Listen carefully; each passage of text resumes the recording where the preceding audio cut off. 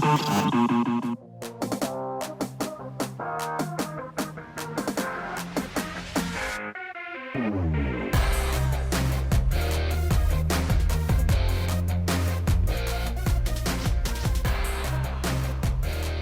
putih kah? Orang biru kah? Orang coklat kah? Kita kan orang Malaysia. Itu antara dialog yang disebut oleh pelakon Susan Lancaster melalui filem Mechanic tak lama dahulu, di mana ianya sedikit sebanyak mencuit tentang hala tuju filem kita. Tapi persoalannya sekarang ni, apakah yang dimaksudkan tentang filem Malaysia? Adakah filem tu bila kita sebut pasal perpaduan boleh digelar filem Malaysia, ataupun apabila kita gabungkan pelakon Melayu, Cina, India, Serani dalam sesebuah filem boleh dikategorikan sebagai filem Malaysia? Itu yang kita akan bincangkan bersama dengan dua orang tetamu kita di studio, dan seorang lagi kita akan interview secara maya. Tapi sebelum tu, apa kata anda komen, like dan juga share kita punya live hari ini supaya ramai orang lagi boleh mendapat sedikit sebanyak kata intipati daripada perbincangan kita. Tapi sebelum tu, jom kita tengok tentang topik kita yang bakal kita bincangkan minggu ini. Kau duduk jadi giver simpanan lah. Jujur, filem semacam apakah yang selayaknya diangkat sebagai sebuah filem Malaysia dalam erti kata sebenar? Cukupkah hanya dengan menampilkan pelakon berbilang kaum atau tentang bahasanya? Mechanic garapan Osman Hafsyam pada 1983 dianggap antara filem terawal hadir bersama perisa kemalaysiaannya yang dilihat menginspirasi. Antaranya kepada kelahiran karya Allahyarham Yasmin Ahmad seperti Sepat dan Gubra, selain Chiu Keng Guan yang memberikan The Journey dan Ola Bola misalnya. Pengiktirafan baik di box office atau pentas festival filem antarabangsa lazimnya membibitkan pencarian berhubung identiti sebuah filem Malaysia. Persoalan dan perbezaan dasar, pandangan dan ideologi mengenai identiti filem Malaysia diperkatakan hingga kini sama ada ia berbalik kepada bahasa, nilai, landscape atau cerita mengenai sesebuah kaum atau merentasi bangsa Malaysia sebagai satu jenama. Konten dengan nilai kemalaysiaannya seperti diberikan Jagat, sebuah filem Tamil arahan Sanjay Kumar Perumal pada 2015 yang berlatar masa kritikal dalam sejarah masyarakat India di Malaysia, amat diperlukan industri. Soalnya, mengapa naskah sebagai refleksi sebenar diri kita masih sukar ditemukan?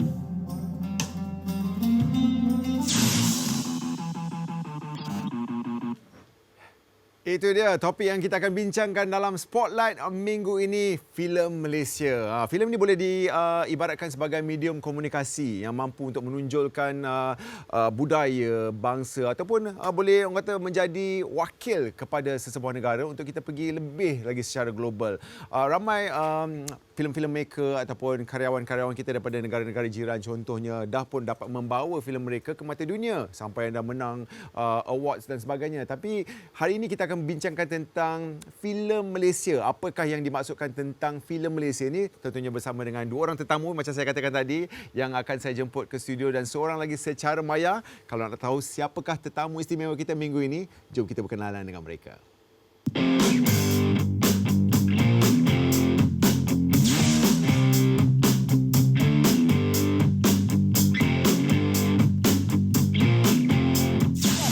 Balik kampung kita ni, dia ambil alih. Yang kau minta. Saya ikut syaratnya. Balas kampung tak suka dia. Benci dia. Tidaklah habis pakai kumuh ni. Pergi dengan kelas punggung je. Syarikat Kelam Kabut. Keluar masuk perabot. Ya, kita dua ni tiga ni.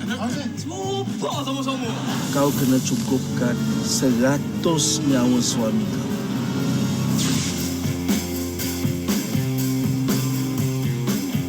Cik.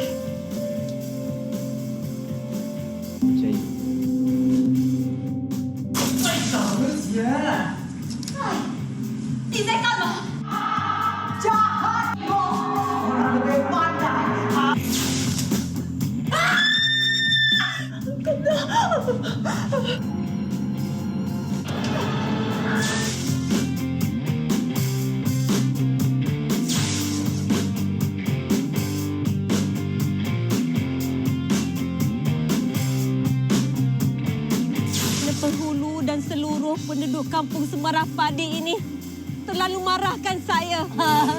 Tolong penghulu.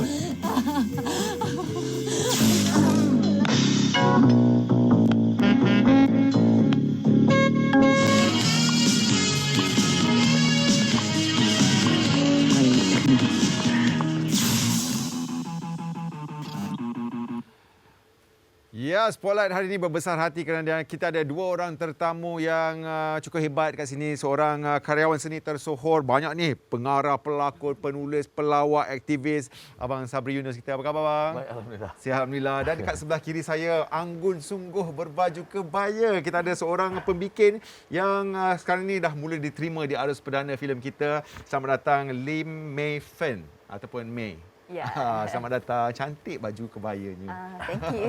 Okey bang, hari ini kita nak cakapkan pasal filem Malaysia kan. Okay. Abang antara orang kata wajah-wajah yang sering membawakan wajah Malaysia lah kalau kita selalu tengok kat kaca TV, panggung dan sebagainya. Tapi sebelum kita pergi dengan lebih lanjut, apa yang dimaksudkan tentang filem Malaysia ni sebenarnya bang? Mungkin abang boleh mulakan dulu. Okey, ni baik.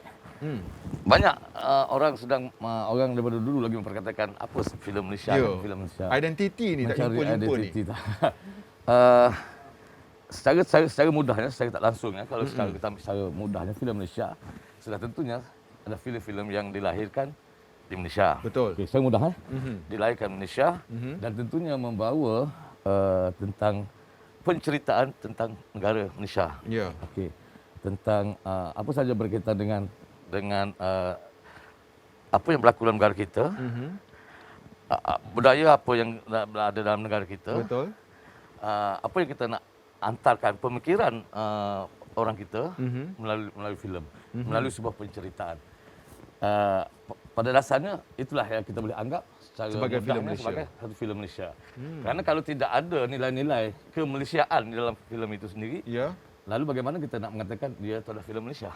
Betul. Kena secara asalnya jusnya kena ada lah elemen-elemen kemalaysiaan. Ya. Nilai-nilai itu kena ada. Pada saya ada. Kalau tidak, macam mana kita nak bersandarkan ia sebagai sebuah filem Malaysia, mewakili Malaysia, mewakili bangsa Malaysia, mewakili pemikiran Malaysia, mewakili budaya hidup Malaysia. Ya, itu kata Abang Sabri penjelasan beliau tentang filem Malaysia. Tapi sebelum tu, untuk Mei pula saya nak ucapkan tahniah kerana filem awak Private Sapu telah diumumkan sebagai mewakili Malaysia ke Oscar bagi filem antarabangsa terbaik. Private Sapu ni pun Malaysia juga bang. Ya, betul. Ini antara benda-benda orang kata topik yang panas dan yang popular dekat Malaysia ni. Betul. Tapi selain daripada itu saya nak tanyalah bagi Mei sendiri, apakah persepsi Mei mengenai filem Malaysia? Bagi saya rasa okey. Bunuhan, Lelaki Harapan Dunia, filem Malaysia. The Journey, Ola Bola, filem Malaysia. Oh wow. Jangga, filem Malaysia juga. So as long as ada Malaysians yang involved and you are telling a Malaysian story, you tak payah ada cakap highlight perpaduan ke atau sengaja nak highlightkan multiracial love atau apa. Tak semestinya. As long as I punya pendapat. As long as you are telling a Malaysian story, this is Malaysian film. Kalau abang pula, kalau nak tanya, perlukah kita nak tunjukkan yang kita ni berbilang bangsa? Macam Mei kata tadi kan, tak perlu tunjuk. Tapi bagi abang sendiri, perlu tak kita nak bagi tahu orang yang sebenarnya dalam negara kita ni ada banyak bangsa duduk sekali, aman damai, harmoni, baru boleh digelar filem Malaysia? Saya bersetuju apa yang Mei cakap tu. Saya setuju sangat tu. Saya tidak setuju dengan kenyataan itu. Sebabnya menunjukkan berbilang kaum, berbilang bangsa ni, kalau semata-mata sekadar nak tunjuk saja, jadi dia tidak ada makna. Dia jadi fake. Dia jadi macam promosi Tahun Melawat Malaysia lah. Ya, dia jadi macam tu. Setengah stesen TV dulu nak kena ada ketiga bangsa drama. Jadi orang terpaksa memikirkan satu cerita yang mungkin tidak ke mana pun cerita itu, hanya sekadar nak menunjukkan kita ada hubungan kaum sahaja semata-mata. Tetapi pada saya tidak kira kita mempunyai latar belakang yang sangat ramai kaum kita. Walaupun satu ketika dulu filem Melayu itu adalah filem Malaysia sebab kaum lain tidak terlibat dalam buat filem. Kaum lain orang Cina dia terlibat pun sebagai tokeh. Yes. Dia tidak terlibat sebagai pemain, dia sebagai tokeh. Jadi orang Cina juga membuat filem Melayu yang mewakili filem Malaysia. Satu ketika dulu filem Melayu adalah filem Malaysia kan. Tapi bila hari ini orang-orang muda hari ini, generasi muda hari ini, orang Cina daripada India juga telah terlibat secara langsung. Jadi mereka juga telah membawa satu filem yang beridentitikan Malaysia. Baik. Mungkin dalam isu mereka tentang isu mereka. Ada isu dia, ada isu dia cakap. Tetapi sekiranya kalau diangkat isu mereka, kita tidak nampak ini Malaysia. Ini satu masalah juga. Betul. Dia tidak akan menjadi mewakili. Katalah kaum India di Malaysia. Kita tak terasa, kita hanya tahu kaum India. Mungkin India di India. Kan? Orang Cina juga Cina di negeri Cina, Cina di Taiwan, Cina di mana-mana. Tetapi inilah yang kita katakan, kena ada nilai-nilai Kemalaysiaan di dalam movie mereka. Okey, saya setuju. Saya dengar tadi awal tadi, promo di awal tadi adalah apakah bahasa. Ya. Jadi saya melihat bahasa salah satu daripada identiti yang jelas. Yang jelas mewakili. Kalau Thailand dia cakap Thailand, itulah mewakili Thailand. Vietnam cakap Vietnam, Portugis cakap Portugis. Itu ada jelas. Selain daripada bahasa agak sukar untuk kita nak menjelaskan identiti itu, tetapi bahasa salah satu daripada identiti yang nyata, yang jelas. Nyata tentang negara kita. Walaupun tidak semestinya dia menjadi tidak 100% berpegang pada nilai bahasa, tetapi dia menjadi amat penting. Okey. Sekiranya satu keluarga Cina, tentu dia tak cakap bahasa Malaysia dalam kehidupan dia. Akan tetapi tentu pergaulan dia juga ada di mana-mana. Ada kawan Melayu. Jadi Saya nak tambah sikit. Betul dia, Abang Sabri cakap. Chinese bila dia from where all around the world, bila dia tengok let's say Chinese Malaysian film atau Chinese China film, dia boleh tahu juga sebab itu Chinese accent kita tak sama. Betul. Malaysia punya Chinese ada keunikan kita punya dialek. Kita campur banyak Cantonese, Hokkien, Hakka. So ada keunikan itu. So you don't have to tell people this is Malaysian film. They can, if they know, then they will tell. And then I believe Tamil also the same, right? Tamil yang saya setuju, tapi problemnya di situ ada sedikit problem. Apa itu bang? Sebab tidak semua orang tahu di Malaysia berlaku macam tu. Tidak semua orang luar tahu Malaysia akan bercakap macam ni kan? Betul. Jadi dalam melalui itu je orang stereotip lah bila dengar dia cakap bahasa Cina je, ini mesti daripada China. Jadi ada nilai-nilai lain, nilai-nilai tambah untuk nak memberi gambaran identiti Malaysia itu sendiri. Walaupun begitu, pada saya masih lagi boleh kalau satu sisi Cina bercakap Cina semata-mata.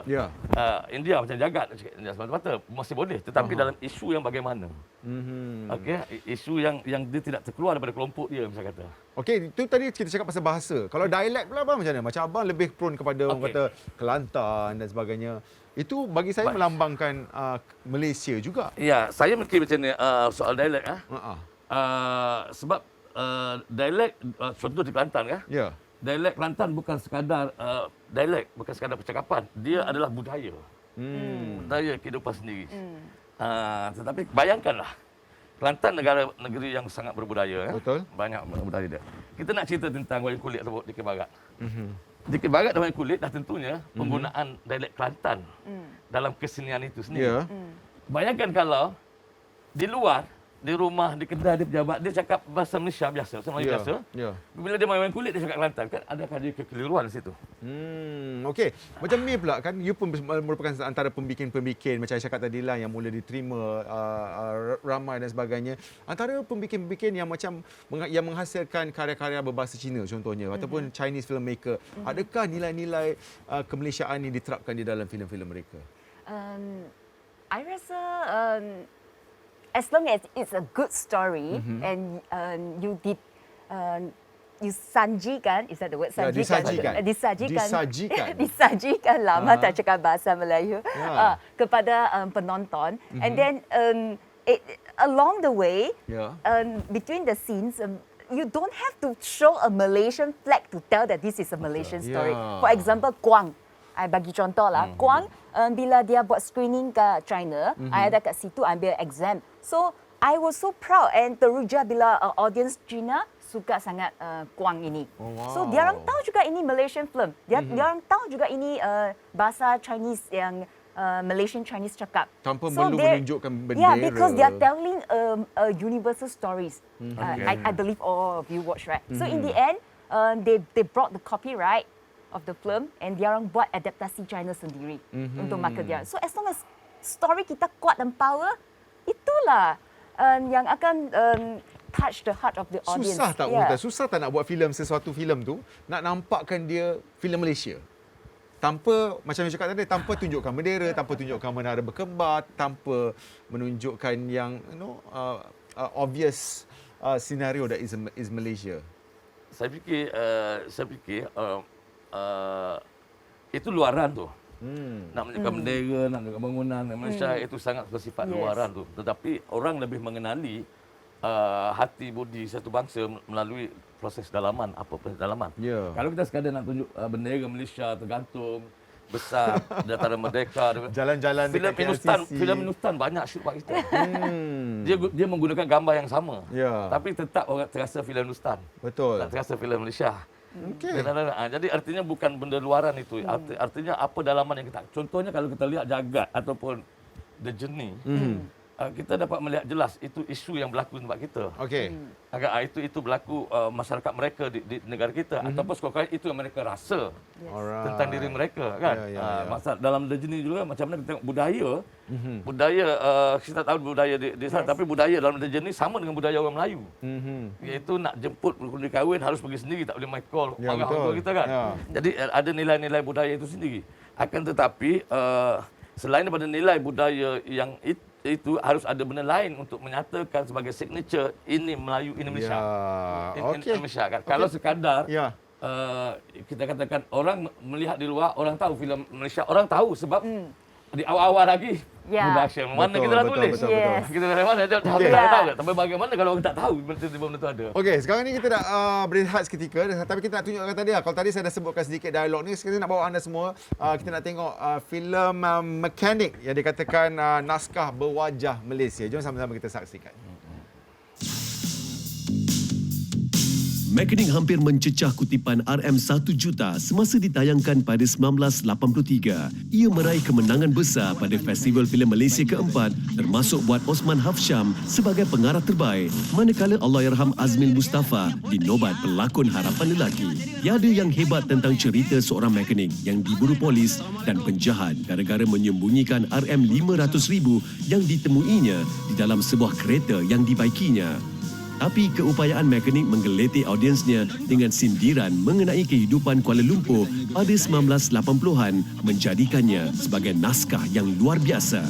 Banyak babaknya jadi ikonik, termasuk kemunculan legenda bola sepak Datuk Mokhtar Dahari walaupun sekadar membuat cameo.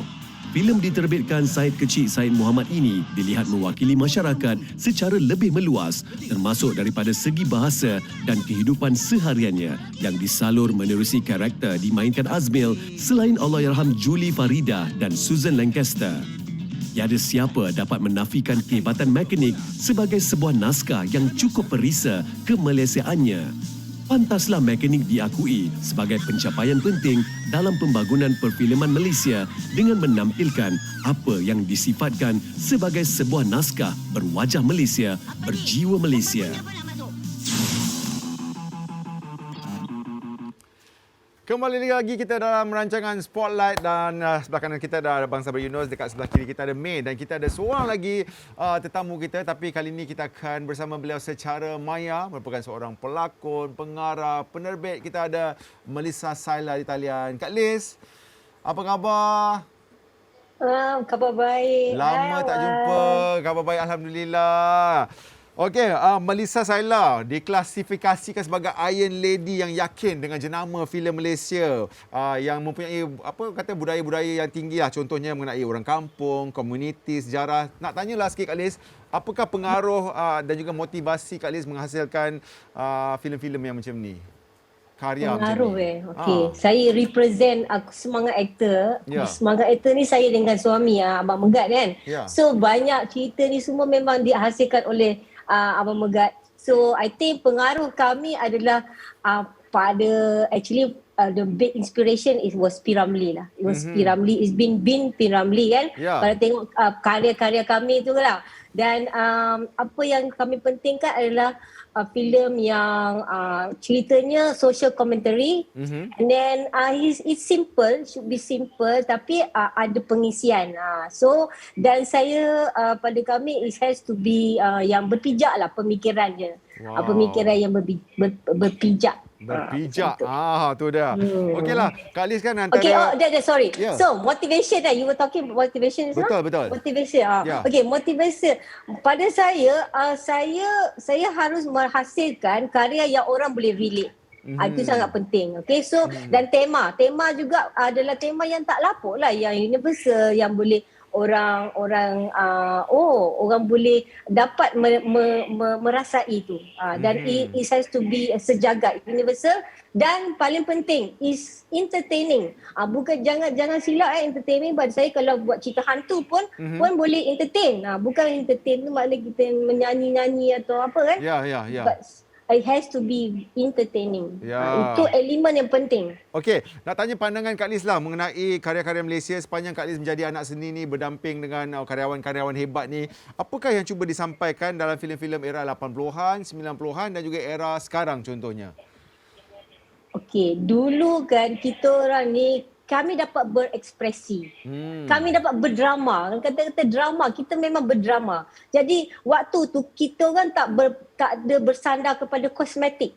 Okay? So zaman sekarang ni ada production design, ada efek kan, macam-macam jenis efek. Popularity juga yang kita sandarkan. Ketika dulu is not that. It has to be good story. Kena ada story, kita dapat berekspresi dengan karya kita. Okey, saya nak kembali kepada Abang Sabri bang. Abang bermula dengan karya-karya Othman Hafsyah macam Pimai-Pimai Tangtu, 2+1. Saya sempat juga tengok sitcom-sitcom ni. Kita rasa semangat kemalaysiaan tu sangat kuat masa tu. Apa benda yang dicakapkan dalam TV tu macam berlaku dekat diri kita dan sebagainya. Tapi sekarang ni macam Kak Melissa kata tadi, banyak kosmetik. Semua benda nak ditunjukkan, tak nak yang buruk-buruk, nak yang cantik aja. Jadi pendapat abang sendiri bang, adakah itu kekangannya? Okey, mungkin berbeza zaman, era kan.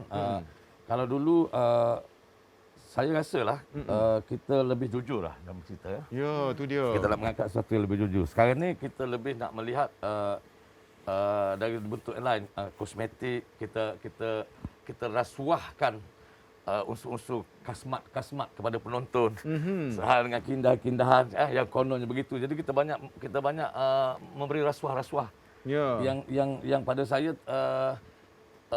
tak jujur lah. Kita nak lalaikan orang dengan benda macam ni. Contohnya filem-filem Hindustan kan. Kalau kita tengok filem Hindustan, antara filem Hindustan dengan filem Tamil, banyak rasuah bang. saya lebih suka tengok filem Tamil sebab saya rasa filem Tamil lagi jujur daripada Hindustan. Lebih kita seolah-olah nak masukkan ke aliran filem Hindustan tu. Rumah kita orang miskin, tak boleh tunjuk miskin sangat. Nanti seolah-olah tempias pada kerajaan kita tak membantu rakyat. Jadi benda-benda macam ni memberi masalah tu. Memberi masalah. Jadi kan. Jadi kita tidak jujur lah. Harusnya kita jujur dalam cerita. Sebab satu cerita yang baik adalah cerita yang jujur lah. Itu dia, jujur. Okey. Kita beralih pada May pula kan. May bermula dengan teater bersama Irma Fatimah. Lepas tu you beranikan diri menerbitkan teater Tanah Airku mengenai perpaduan dan sebagainya. Apa sebenarnya cita-cita May untuk lihat karya-karya ataupun filem Malaysia menonjol di mata dunia? Wow. I am doing my master with Beijing Film Academy sekarang. Wow. Sebab I pun nak cari soalan ini. Tengah cari lagi. Masa I belajar ke Aswara, saya terasalah cinta itu. I won't put the words perpaduan lah. I would say the multiracial love. I dulu tak boleh cakap bahasa Melayu langsung. Dan I buat teater dengan Kak Emma Fatimah. Dimarah. Ya garang saya. Kena maki banyak. But along the way, I rasa I blend well with the community. And then I nak teruskan. So I masuk Aswara dan belajar. So dari situ 3 tahun dengan Aswara, bila saya graduate, saya produce satu teater Tanah Akhirku yang menggabungkan pelakon Cina, pelakon Melayu, pelakon India and also the crew. And my main point is I also want to sandaikan these naskah kepada Chinese audience, to all Malaysians. Okay, I was trying to achieve that, but I was very new and very young, very lacking. So in the end, mostly Malay yang datang tengok jugalah. But I tengah cari soalan jawapan itu lagi. That's why I sambung belajar kat Beijing. I buat distributions and marketing. I nak tahu bagaimana caranya kita boleh kuatkan branding kah, promosi filem kah. What is it? Because I believe in Malaysia we have a lot of good films. I like Wan Tu Jaga so much. Yeah. I like Bunuhan, Yeah. Lelaki Harapan Dunia. Yeah. But when I share to my friends, they don't know about. Yeah. Dia cakap, tak pernah dengar pun. Okey Kak Liz, macam mana kita nak tarik penonton-penonton non-Malays ni untuk melihat filem-filem yang mungkin orang kata berbahasa Melayu ataupun yang dihasilkan dekat Malaysia ni? I think satu penting is kita tak boleh be pretentious lah. I mean, that's the problem. Bila kita buat cerita tapi it doesn't feel real lah. Apa yang kita nak portray tu, you know. So benda tu dah jadi orang nak tengok pun macam ya betul cerita Melayu ni macam ni kan. Ya. So tak cukup believing tak cukup believing sebenarnya. So untuk melakukan sesuatu terlalu besar kadang-kadang yang nak disampaikan tapi tak ada weight. Tak ada weight. Okey. Ya nak sambung. Saya nak sambung. Saya setuju dengan Liz. Wan Sabri. Ni favourite actor ku semangat. Oh. Saya suka. Abang Sabri suka tu apa yang Kak Liz cakap tadi. Betul. Okey. Apa yang kita nak sambung sikit apa yang Liz cakap tadi tu bahawa kita buat cerita Melayu, kita nak suruh orang lain tengok cerita Melayu kita. Betul. Tetapi kita tidak menceritakan tentang Melayu. Kita tak boleh orang Melayu buat cerita Melayu hanya bercakap Melayu saja. Nilai-nilai Melayu sendiri tak ada.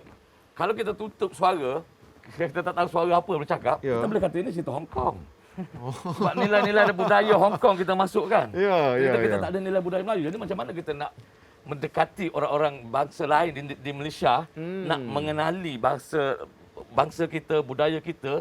Sedangkan filem salah satu daripada medium untuk kita menggambarkan nilai-nilai budaya kita, kesenian kita. Tapi apabila kita sendiri tak buat cerita macam tu, macam mana orang sebelah rumah saya nak tengok TV dia kalau dia sendiri tak rasa benda tu? Tetapi kalau kita buat tentang nilai-nilai, macam jenis buat nilai dia yang sama dengan nilai kita, orang Melayu juga tengok. Betul. Tapi kita tak buat macam tu. Okey. Macam contoh kan, kalau cerita Chinese kan, cerita Cina kita tengok kan, diorang akan ada scene makan. Scene makan tu satu very simbolik kan, kita tahu kalau Chinese family dia akan makan together, tak kira lah whether apa dia punya itu kita tahu diorang punya style of Chinese. Itu very important. Kadang-kadang panjang cerita scene makan tu kan, Kak Liz kan. Dia macam ambil makan lagi. Saya pun suka tengok cerita tu. Tengok rasa macam laparnya, tapi itulah antara benda tapi yang lekat. Image yang kita tahu. Itu kalau cerita India macam mana, itulah benda yang kita kena keluarkan kan. Daripada kalau tidak macam Abang Sabri cakap lah, kita tutup pun kita tak tahu ni cerita daripada mana. Okey, saya nak tanya May lah.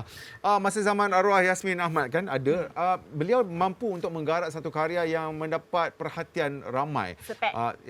Melayu, Cina, India, di mata dunia dan sebagainya. Cerita Rabun, cerita Sepet dan sebagainya. Jadi apakah yang you lihat yang digunakan oleh arwah itu untuk menarik minat ramai orang untuk menonton filem beliau? Apa dia punya resepi? Good story, and she's telling a Malaysian story without trying too hard. Tu dia. And you feel easy watching.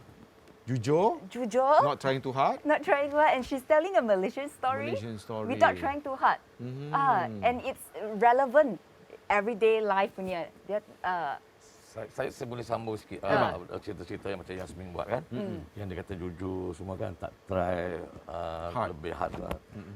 Kerana seorang pencerita yang baik, tukang cerita yang baik, dia boleh mengutip apa saja di sekeliling dia sebagai jadikan satu cerita. Apa saja dia nampak di mata dia, ini yang satu cerita yang harus kita kongsikan dengan masyarakat. Ada pemikiran tertentu.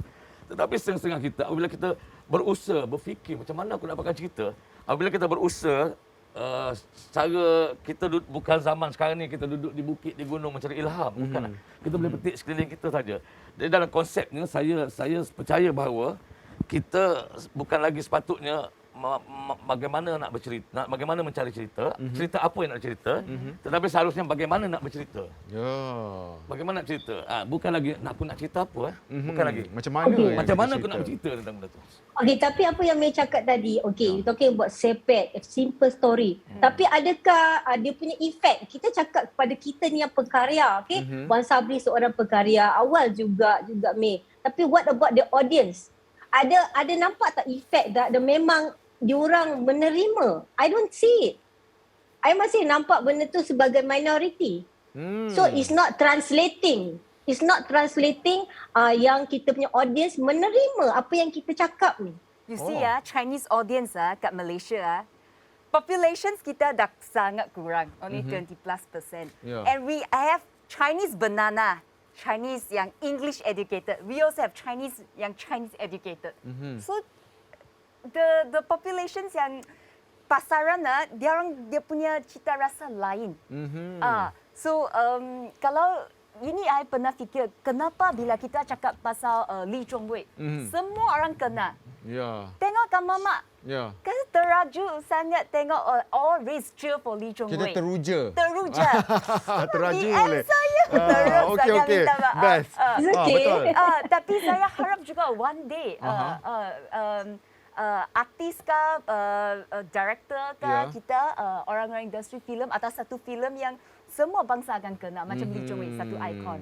Okey, sekarang ni kita nak berhenti rehat seketika. Kita ada BT Playback. Kita nak tanya Datuk Dr. Yusof Aslam mengenai isu ini dan kita akan kembali selepas ini.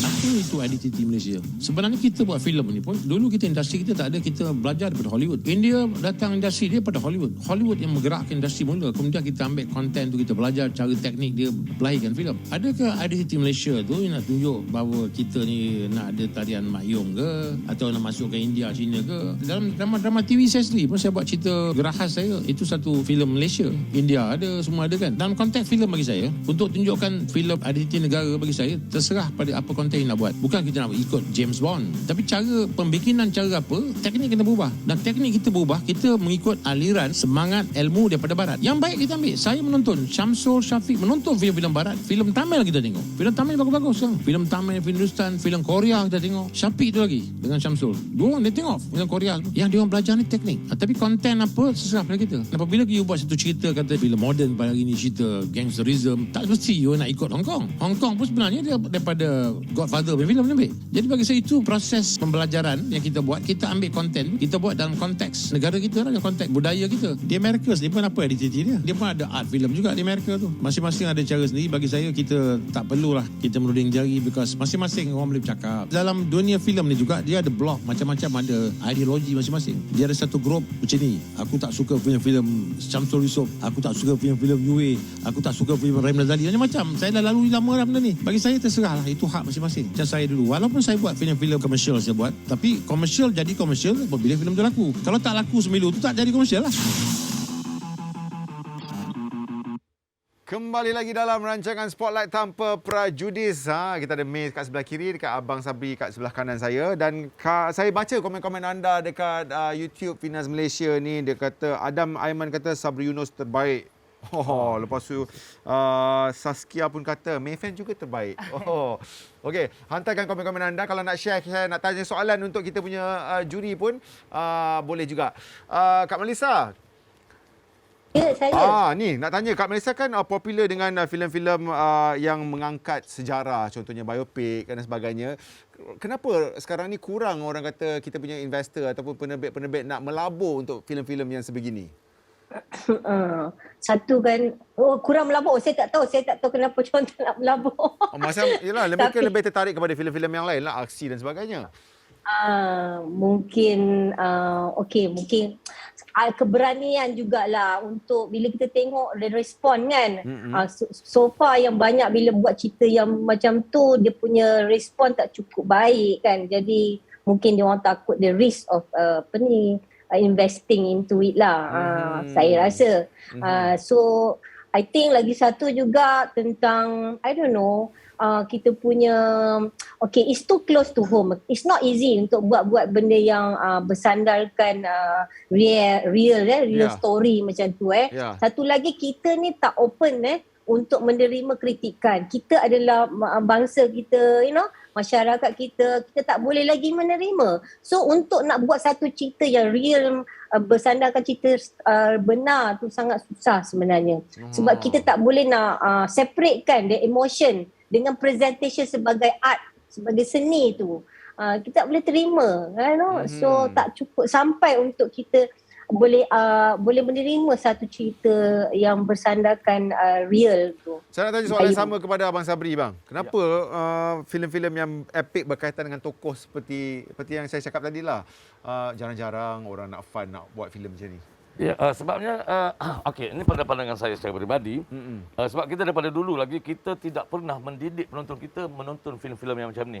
Kita lebih berebut untuk mencari cerita-cerita yang kononnya ada nilai komersial yang lain. Tetapi tidak semestinya filem macam ni tidak ada nilai komersial. Sebab komersial dengan tak komersial ni sangat berbeza. Sangat komersial ni benda yang macam Datuk Yusuf kata dah laku jadi komersial. Jadi kita buat filem biopik dan apanya, macam mana kita nak melakukannya untuk menjadikan dia komersial. Tetapi oleh kerana kita bergerak secara pada saya secara menyongsang daripada awal lagi, kata-kata kita menolak cerita sejarah, cerita apa, siapa nak tengok. Sebab kita tak nak mendidik, kita tidak nak ambil peranan mendidik penonton. Kita lebih selama ni industri kita banyak membuat cerita mengikut kehendak penonton. Kita mengikut kehendak penonton. Apa yang penonton nak kita bagi. Sedangkan kita sepatutnya bagi apa yang penonton sebenarnya perlu. Bukan apa dia nak. Jadi kena ada macam ni. Tanggungjawab kan? Tanggungjawab macam tu. Tapi kalau kita menganggap seni filem kita hanya hiburan semata-mata, hanya barang dagangan semata-mata, kita akan jadi macam tu sampai bila-bila. Okey, Kak Liz. Kita tak banyak masa dengan Kak Liz. Akhir sekali lah Kak Liz, harapan Kak Liz untuk filem Malaysia, bagaimana kita nak terus kukuhkan filem kita, wajah kita ni Kak Liz? Pada saya yang penting saya nak lihat kehidupan orang seni terpelihara. Itu sangat penting. Itu dulu. Sebab apa? Karya kami tidak ada, kita tak own our own karya tau. So bila kita buat kerja, you want people to be professional tapi dia tidak mendapat yang setimpal untuk dia rasa is a purpose tau, dia orang nak bekerja. So sekarang yang kita bekerja, setakat dia orang kena buat kerja. Jadi macam mana nak lahirkan karya yang bagus, sebab it's not lasting for them. Kerja sampai teruk, sampai umur setakat katalah karyawan cameraman ke apa, sampai umur katalah 45-50, lepas tu dah tak boleh kerja. And what's next? Tak ada apa untuk dia orang. Okey, itu satu. Sama juga dengan kita sebagai producer, sebagai pelakon. So kita tak ada apa-apa untuk kita. Kita dah habis, kita dah berlakon bagai yang macam mana, orang dah tak suka kita, that's it for you. So macam mana nak lahirkan karya yang bagus? Okey. So that one for me is first. Barulah kita boleh cakap pasal karya yang bagus. Because kita nak, kalau orang nak buat karya yang bagus, mungkin satu tahun dia kerja satu je. So boleh tak kita mampu untuk buat macam tu? Okey, terima kasih banyak-banyak Kak Liz. Itu je masa yang kita ada. Terima kasih kerana sudi bersama kita, orang kata berkongsi buah pendapat bersama dengan kita. Thank you. Jumpa lagi. Assalamualaikum. Salam. Tu dia. Kita dah bincangkan dah isu yang Kak Liz cakap tu minggu lepas. Pasal kita punya tenaga-tenaga kru kita ni. Okey, kita akan bincang lagi sekejap lagi. Tapi nak tanya Mila, susah tak orang kata nak menghasilkan filem-filem yang orang kata didominasi oleh orang kata budaya Melayu, masyarakat Melayu, penonton Melayu. Tapi you sekarang ni dah pun diterima masuk ke arus perdana. Sukar ke tidak untuk menghasilkan filem yang nak bagi diorang datang tengok ni? Sebenarnya ada banyak juga Chinese director, agent teh, pasca, dan banyak lagi yang sedang Daddy, another one. They are creating, dia yang sedang bikin filem Melayu juga. Dia orang buat juga. Tak susah sebenarnya. Language is never the issues lah. I think as long as you got good story, you think this is worth to diperjuangkan, you will do lah. I begin to see a lot of directors yang dulu atau productions yang dulu dia hanya buat Chinese films, sekarang dia buat juga filem Melayu. Then they will have a few characters for Chinese. Kalau Mi nak ceritakan sikit pengalaman Mi dalam Prebet Sapu, mungkin ada ramai penonton-penonton nak dengar ni. Prebet Sapu ini dia sebuah naskah yang jujur, yang eksperimental lah. Time I belajar ke Aswara tahun 2, Amir Effendi juga bekas belajar Aswara. So kita, dan Muzammil, director saya dan tim dia budak UiTM. So dia orang nak buat satu story. I pula terjumpa dengan dia sebab I nak tanya bagaimana saya nak pitch saya punya story kepada Finas. So that's how we met. So I share my story as a struggling Malaysian Chinese actress or a struggling Malaysian who find where is home to me. Saya nak pergi US, I never felt the sense of belonging here in Malaysia until I masuk Aswa. So bila Muzammil dengar, dia macam, okay, dia simpan. So a year later dia contact I, dia cakap, May, I nak offer you berlakon Watak Bella. Yeah. Loosely inspired by your own journey, your true journey. So bila kita shoot Prebet Sapu, kita tak ada banyak duit, sponsor puak also. So we shot in the midst of 3 years lah. Shoot and then stop, shoot and stop. And then a crew pun tukar-tukar, siapa free, siapa datang. Semua kawan-kawan yang tolong. Dia satu baby product yang we never thought it will go so far. We just do it for the sake of we love cinema, we love film. Siapa sangka pencalonan ke Oscar dah sekarang. Boleh saya react sikit? Ya? Boleh. Bang. Okey, pencalonan ke Oscar. Kalau kita tengok pencalonan ke Oscar, ini sebuah filem yang tidak dibuat dengan tagline yang Finas keluarkan, perjalanan ke Oscar. Ini terkeluar tau. Artinya mereka membuat secara jujur dan sampai pula ke Oscar. Dan akhirnya Finas tak ada pilihan. Inilah filem yang paling pilih. Artinya perjalanan ke Oscar itu adalah bukan satu target, tetapi targetlah filem yang baik. Alang-alang kita dah cakap pasal pencalonan ke Oscar ni, kita nak tengoklah VT tentang pencalonan filem Malaysia ke Oscar. Dan kita akan kembali selepas ni dalam Spotlight. Finas sentiasa komited dalam menyokong segala usaha ke arah memacu industri perfilman Malaysia ke peringkat antarabangsa, antaranya menerusi pencalonan karya tempatan bagi penilaian ke Anugerah Akademi yang juga dikenali sebagai Oscar sejak 2004. Puteri Gunung Ledang merupakan cubaan sulung Malaysia di pentas berprestij itu, iaitu pada Anugerah Akademi ke-77 bagi kategori filem asing terbaik, diikuti Bunohan pada 2012. Garapan Liu Sengtat, iaitu lelaki harapan dunia pula, dipilih ke Anugerah Akademi ke-88 bagi kategori filem bahasa asing terbaik. Tahun 2017 pula menyaksikan filem arahan Tunku Mona Riza, iaitu Redha, ke Anugerah Akademi ke-89. Ini disusuli M for Malaysia dan Ro masing-masing pada 2019 dan 2020 bagi kategori filem cereka antarabangsa. Baru ini Prebet Sapu arahan Muzammil Rahman diumum bakal membawa persaingan Malaysia ke Anugerah Akademi ke-94 yang dijadual berlangsung di Los Angeles, Amerika Syarikat pada Mac depan. Orang datang Kuala Lumpur ni nak menangkap.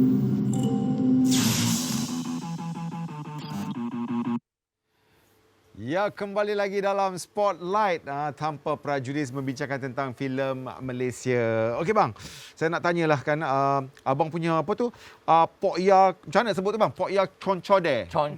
Antara abang berjaya create satu watak yang bukan saja relevan kepada orang Kelantan, orang di luar Kelantan semua dah sebut-sebut dan sebagainya. Tapi itu boleh dikira sebagai Malaysia lah tu bang. Itulah identiti Malaysia. Ya, itu satu cerita yang pada saya semua elemen tadi ada tentang jujur kita bercerita, tentang Malaysia punya, itu adalah gambaran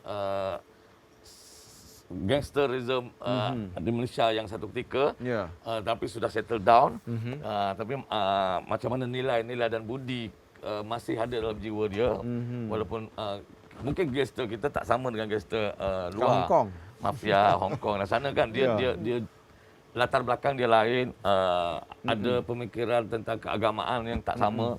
Jadi nilai pada Pok Ya ni semua tu mengambil kira tau. Semua mengambil kira, dan itulah latar kehidupan yang benar orang daripada Kelantan ke Kuala Lumpur. Sehebat mana, gedebel mana dia di Kelantan, tetapi apabila melangkah masuk ke habitat, bukan habitat dia, Dia nak tidur pun tak reti, dia nak makan minum pun dia tak reti. Tapi besar watak tu bang. Dia macam kuat watak tu. Boleh pergi jauh tu watak tu. Ya, insya-Allah. Saya sedang mohon. Ada plan lah tu. Saya nak mohon dengan Finas. Filem Kok Ia Concon deh. Okey, insya-Allah. Ada dah nak bang? Ada. Insya-Allah. InsyaAllah. Tapi saya tertarik tadi sebelum pergi yang Boyan tu, saya tarik yang dia kata ramai pengarah-pengarah Cina pun ada buat drama filem Melayu kan. Sebenarnya satu benda yang sangat bagus, akan tetapi ada tetapinya. Ya. Saya harap mereka ni bukan sekadar mampu mengangkat saja, tetapi kalau lebih mendalami aspek-aspek nilai dan budaya orang Melayu supaya dia mengangkat tu jadi sangat cantik, tidak tertinggal nilai itu. Saya mau ambil contoh begini, ada orang-orang di luar Kelantan, orang Melayu juga yang bercerita shoot drama cerita Kelantan. Dia sendiri tak memahami konsep nilai dan budaya Kelantan. Jadi cerita pun jadi tak terangkat juga. Nah, jadi banyak pengarah Cina sekarang kalaulah dia menyelami hati budi nilai, dia akan jadi cantik kira. Yes, saya harap begitu juga. Jiwa itu kena ada. Jangan buat sebab orang buat and box office is good, you do. Tu dia. You do because ikhlas and you want to perjuangkan this story. Okey, kalau tadi sebelum kita break kan kita dah tengok dah perjalanan ke Oscar man. Kalau kita tengok kan rata-rata filem-filem yang dihantar yang tercalon dan sebagainya ni adalah filem-filem yang antara filem-filem yang kalau saya nak katakan tak keterlaluan lah. Dia dekat Malaysia ni tak box office pun. Betul. Kan? Tapi bila kita rasa filem tu layak untuk ke Oscar, apa pendapat you? Adakah filem-filem yang dihasilkan box office yang orang Malaysia pergi tengok ni tak layak untuk dihantar ke Oscar? No, it's not like that. I personally Want to Jaga a lot, Fly by Night a lot also. But they didn't do well in box office also. Ya, tu masalah dia. This is a tough question. Ataupun karya tu terlalu art bang. Sebab tu orang Malaysia tak terima ni. Dia bukan art, cerita-cerita tu bukan art sebenarnya. Okey. Art adalah salah satu elemen dalam filem, ya. Kalau kita kata ini filem ni art lah, memang filem tu art. Berat ke? Bijak ke? Tak tahulah. Okey, filem ni berat lah. Memang filem kena berat. Okey, kalau ringan-ringan bukan filem namanya kan. Kan kita buat filem ni adalah karya. Bila ada karya harus ada nilai-nilai karya itu sendiri. Betul. Ada apa gagasan apa yang kita nak hantarkan kepada masyarakat, ada pemikiran apa yang kita nak sampaikan. Itu nilai sebuah filem. Kalau filem tak ada hanya suka-suka saja melekat pada kita. Ini satu isu yang dah lama sepatutnya kita settlekan antara filem yang penonton suka tadi, macam mana nak mendidik, macam mana peranan stesen TV nak mengambil peranan untuk membantu benda macam ni, harus ada semua tu. Sebab kalau kita tengok filem-filem yang dihantar tadi, filem-filem yang disenaraikan macam awal terkata tadi bahawa tidak box office kat kita. Tidak box office. Orang tak tengok tempat kita. Okey. Dalam masa yang sama kita melihat yang orang tak tengok itu, inilah yang dipilih untuk layak ke sana. Jadi sampai masanya juga penonton kita harus pandai menilai. Untuk menilai kan. Sudah banyak kali dah yang aku suka tak layak pergi. Aku hanya suka dalam pagar rumah je. Tak layak keluar rumah pun. Jadi sampai masa ni kita harus menilai cara menonton sekalipun. Wow, dah deep tu. Okey, satu lagi saya nak tanyakan. Adakah kita ni susah nak cari identiti kita disebabkan kita sering kena overshadow bang? Macam kalau kita nak cakap pasal bahasa tu nanti kan orang kata Indonesia. Kalau kita nak cakap pasal makanan, culture dan sebagainya, Singapore dah ambil. Kalau kita nak cakap pasal, kita ni jadi macam tak boleh nak exposekan Malaysia tu sebab semuanya dah di overshadow.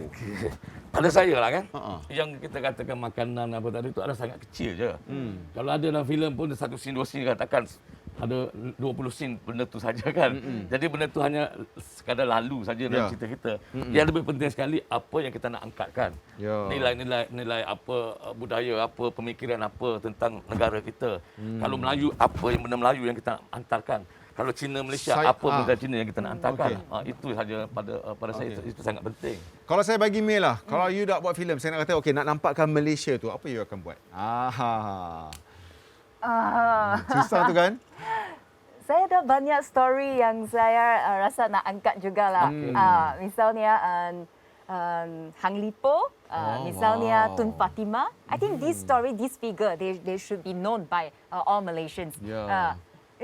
Ask around. So many people don't know who is Tun Ya, Fatimah. kita belajar dekat sekolah dulu, tapi but sampai situ je. So itu hasrat saya lah. Saya pergi belajar kat Beijing Film Academy, and then harap at the end saya dapat buat satu naskah yang menceritakan this story yang connects the two nations lah, China and Malaysia.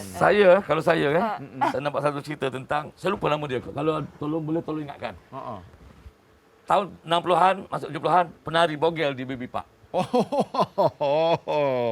Nak buat cerita pasal dia? Penari seorang Cina yang sangat terkenal di Kuala Lumpur lebih Park dulu, memang terkenal. Kalau kita Google, kita akan ada nampak. Susah nak dia. buat tu bang. Tak lepas Saya nak nanti. gambarkan bahawa Ha. orang Melayu, orang Cina, orang India yang pergi menonton, melihat dia menari bogel, itulah lambang demokrasi dan perpaduan. Di pentas itulah demokrasi dan perpaduan yang paling baik sekali. Orang tidak bergaduh di situ. Orang tidak bergaduh di situ. Abang deep sangat ni. Okey, Mes, soalan terakhir saya kan, kalau anda diberikan wang ataupun modal lah kan untuk menerbit, selain daripada cerita-cerita yang awak sebutkan tadi kan, cerita-cerita macam mana yang awak nak orang kata sajikan kepada rakyat Malaysia? Tadi dah cakap dah pasal Hang Lipo, apa tu Tun guna Fatimah. Tun Fatimah, maafkan saya. Selain daripada tu, kalau kita nak moden, kadang-kadang orang-orang kita ni yang muda-muda ni, dia orang tak nak yang old story. old story ataupun sejarah dan sebagainya. Faham. Saya bukan nak buat epic sangat tentang Hang Lipo. Saya sebenarnya dia contemporary juga. Dia sikit pasal dulu, and then journey dia macam journey saya ke Asrala, dari tak boleh cakap bahasa Melayu sampai akhirnya kantoi jatuh cinta dengan tanah ini. Bila saya tengok Mak Yong, bila saya tengok itu wayang kulit, bulu saya Roma. Dulu saya tak tahu apa itu Mak Yong atau apa. But I belajar kat Aswa, I linger around, and then I fall in love, and then I ada rasa. So I hope that more Chinese, will blend in. Kena jatuh cinta dengan pemuda Melayu. Betul. Dia traveling. Baru dapat. Okey, akhir sekali bang. Apa filem Malaysia ni bang? Untuk kita akhiri kita punya perbincangan hari ini. Okey, kita masih mencari identiti kan. Kita masih mencari identiti ini satu perkara yang kadang-kadang merugikan pun. Merugikan? Merugikan juga. Sebab kita tak jumpa-jumpa, kita masih mencari berpuluh tahun kita masih tak jumpa identiti kita. Sedangkan benda itu berada di sekitar kita saja. Betul. Jadi filem Malaysia pada saya buatlah cerita tentang nilai-nilai penceritaan tentang negara kita saja. Balik pada kata Datuk Ustaz Salam tadi, pilihlah apa cerita, akan tetapi jangan kita abaikan, pinggirkan bahawa nilai apa yang kita nak hantar kepada masyarakat adalah tentang Malaysia, seni, budaya, pemikiran, kehidupan dan sebagainya. Baru kita nampakkan. Kita boleh saja mencuri mana-mana filem daripada luar, kita boleh pindahkan saja kepada cerita kita. Kalau kita tengok macam yang Firamli buat dulu pun, Osman Hafsyam pernah buat dulu daripada filem Cina, Adik Manja dan sebagainya. Tapi macam mana kita membawa kepada alam kita dan kita pindahkan, kita adapt betul-betul supaya orang terasa kita masalah kita. Tu dia. Kita, sebab kata seorang kawan, kita boleh mencuri, salahnya, tak salah kita mencuri, salahnya bila kita tak sorok apa yang kita curi. Okey, bahaya tu. Okey, Mei pula secara ringkas lah, kita tak ada, kita kesutukan masa sekarang ni. Secara ringkas ni, filem Malaysia ni, harapan ataupun macam mana yang nak menjumpa? I think our marketing, our branding should be stronger lah. We are a bit weak. I always believe that we have good story, we have good films also. But our marketing worldwide, for example, I do a quick one. When I was taking entry exam in Beijing, I nampak kawan dari Afrika, dari New York. Saya tanya dia orang, New York Film School, kenapa you datang Beijing belajar? Dia cakap, kita nak curi knowledge dia orang, bagaimana dia orang promote film dia orang through social media. Kita nak correct knowledge. Ada yang pergi sini, correct balik, and then kita buat.